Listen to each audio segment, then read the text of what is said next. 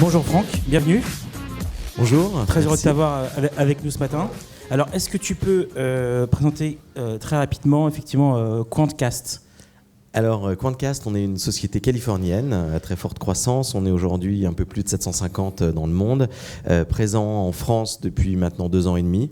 Et donc, on travaille globalement sur 2 activités. La première, qui est une activité de mesure d'audience. Et c'est aussi pour ça qu'on est là ce matin pour parler data, puisque cette mesure d'audience, on travaille aujourd'hui avec énormément d'éditeurs pour leur fournir une mesure d'audience directe et gratuite. Et puis une deuxième activité, qui est une activité de trading desk, où on accompagne des agences, des annonceurs, notamment sur des sujets d'acquisition de nouveaux clients, mais également de plus en plus sur des approches branding, même si j'ai bien compris de ce que disait tout à l'heure Jean-Luc Chétrit, qu'il fallait casser des silos et qu'il n'y en avait plus. Le quotidien reste encore, malgré tout, plutôt performance et branding. Quels nouveaux besoins et usages en matière de maîtrise de la data dans l'H-Media as-tu identifié et quel challenge en fait ça représente pour les marques ? Alors, on voyait également tout à l'heure dans la présentation d'Emmanuel, le programmatique se développe énormément. On arrive à des niveaux de croissance qui sont très élevés et qui pèsent aujourd'hui un poids de plus en plus important dans le display. Le programmatique était au départ essentiellement plutôt ciblé sur des campagnes à la performance. Ouais, c'est ça, à la perf. Sur des logiques d'acquisition, de lead, voilà, ce genre d'enjeux. Mais de plus en plus... on nous demande de réaliser également des campagnes programmatiques en branding, et notamment parce que les approches sont de plus en plus sophistiquées. Donc c'est pas un gadget, l'idée c'est de pouvoir avoir de plus en plus des campagnes réellement personnalisées, construites à partir justement de data et notamment de mots-clés, on va en reparler. Voilà. Alors, effectivement, tu as quelques cas très opérationnels. Est-ce que tu peux les partager avec nous ?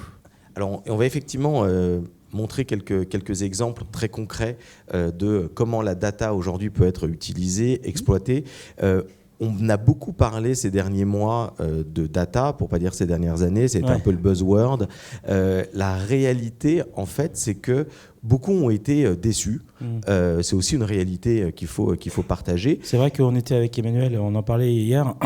On a appelé ça Money Time.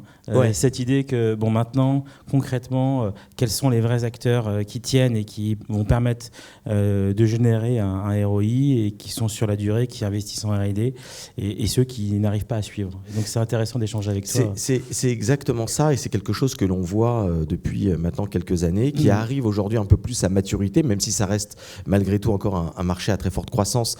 On y voit quand même plus clair par rapport à il y a 1 an, et c'est logique, ça ne va pas se construire en 6 mois. Parfois, on a tendance à vouloir un peu précipiter les choses. C'est pas la réalité.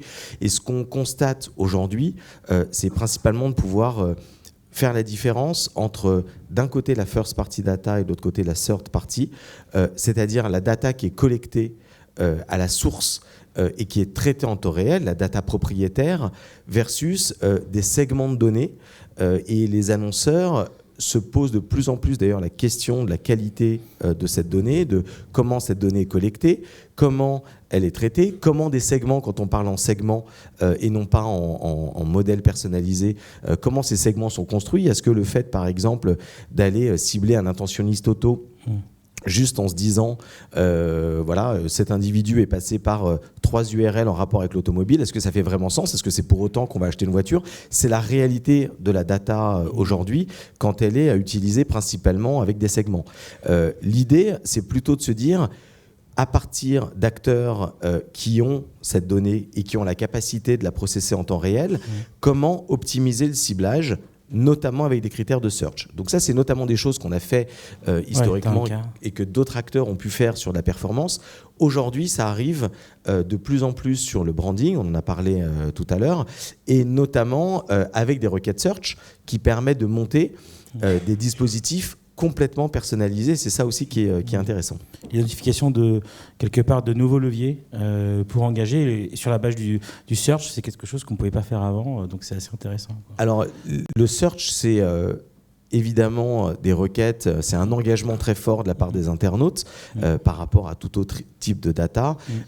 L'un des modèles, un peu le Graal que tout le monde essayait de toucher, c'était de se dire comment est-ce qu'on on va pouvoir faire le lien entre d'un côté le search et de l'autre côté le display.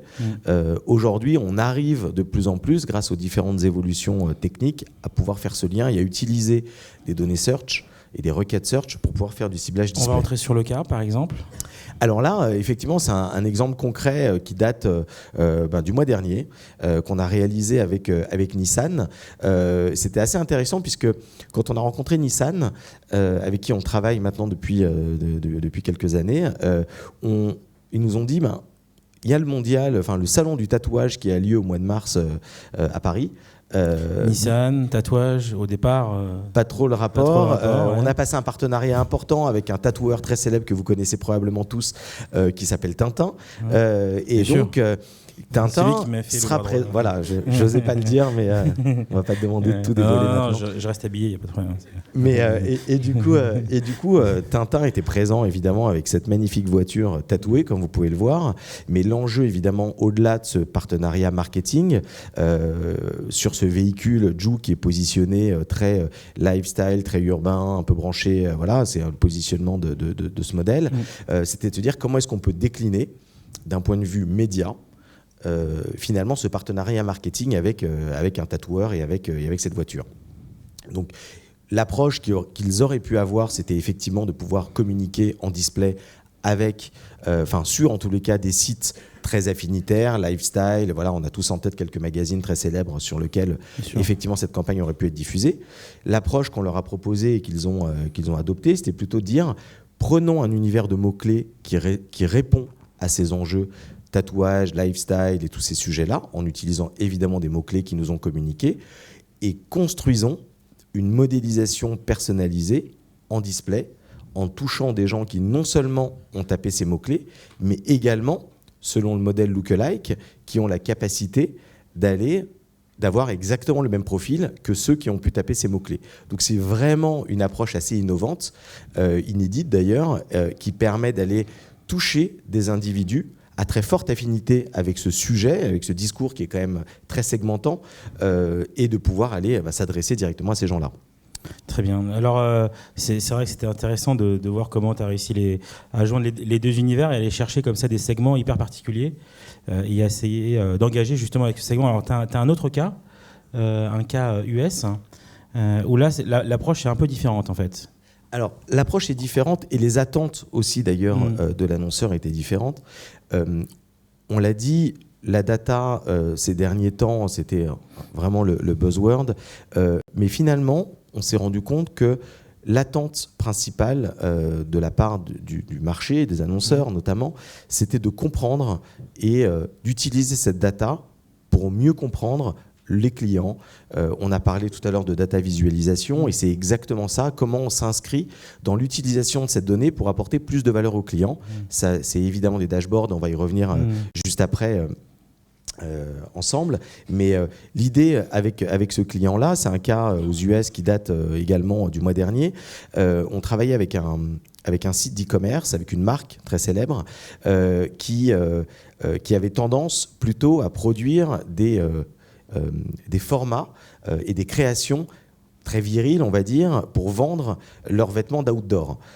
En analysant l'audience et les acheteurs réels de ces vêtements en ligne, surprise, grâce à ces outils de mesure d'audience que l'on a, on a pu voir que, contrairement à ce qu'ils pouvaient imaginer, les acheteurs n'étaient pas aussi virils qu'ils l'imaginaient.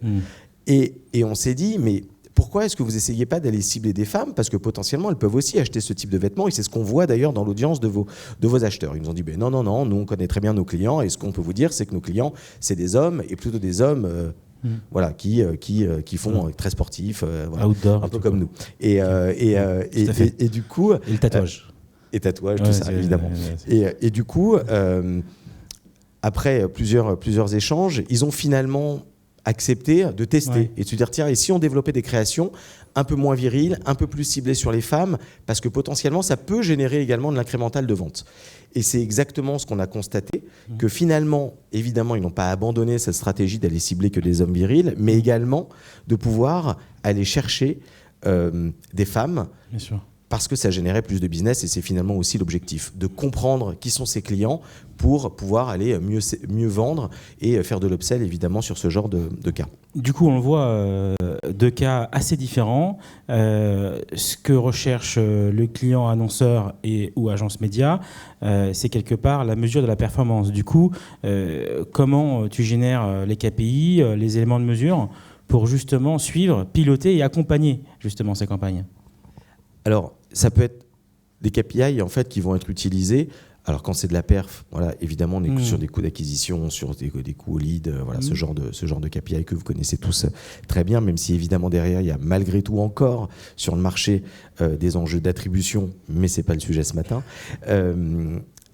Sur ces sujets-là, les KPI, alors quand on est en branding pur, c'est généralement soit de la couverture sur cible, puisqu'aujourd'hui, il y a malgré tout aussi des outils qui permettent de vérifier qu'on a bien touché les bonnes personnes qu'on souhaitait toucher, en termes notamment socio-démo.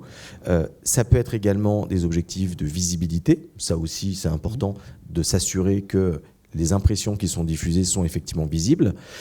Et puis ensuite, ça peut être, quand on parlait des mots-clés tout à l'heure avec Nissan, on a défini différents univers de mots-clés, de voir quel est le potentiel d'audience qu'on a touché sur chacun de ces univers, quel capping.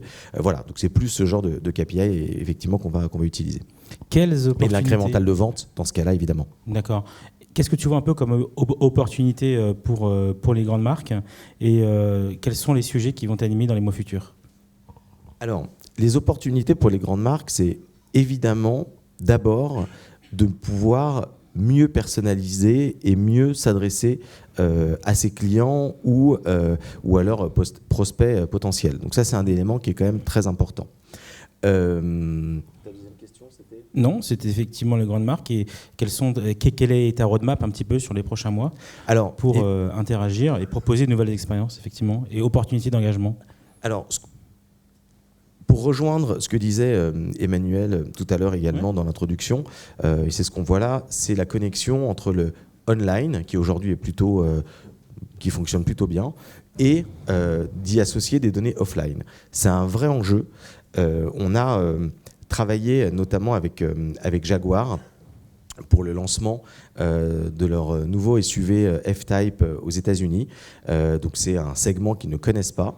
Jaguar qui a des enjeux qui sont évidemment importants avec ce lancement. Ils sont dans une logique où ils baissent les prix, où ils essaient de développer plus de volume, de s'adresser à ce marché des clients SUV qu'ils ne connaissent pas.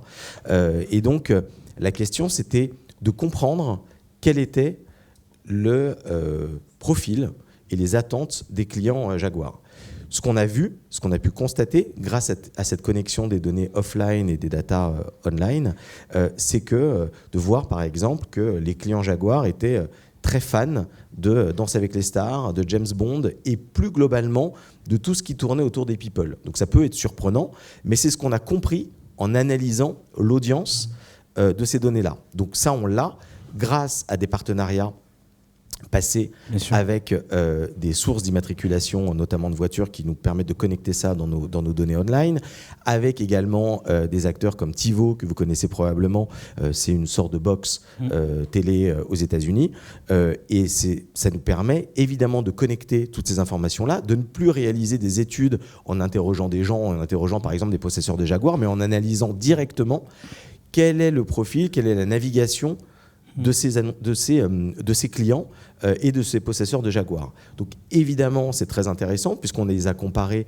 avec d'autres types de marques, d'autres SUV qui potentiellement seront concurrents de ce F-Type Jaguar, que ce soit chez BMW, chez Lexus, chez Acura également. Et l'objectif, c'est clairement de mieux comprendre son audience, de mieux ensuite pouvoir la cibler et voilà, et surtout de pouvoir mieux définir les individus auxquels on va s'adresser. Très bien. Écoute, Franck, merci beaucoup. C'était très clair. Merci à toi. On peut l'applaudir.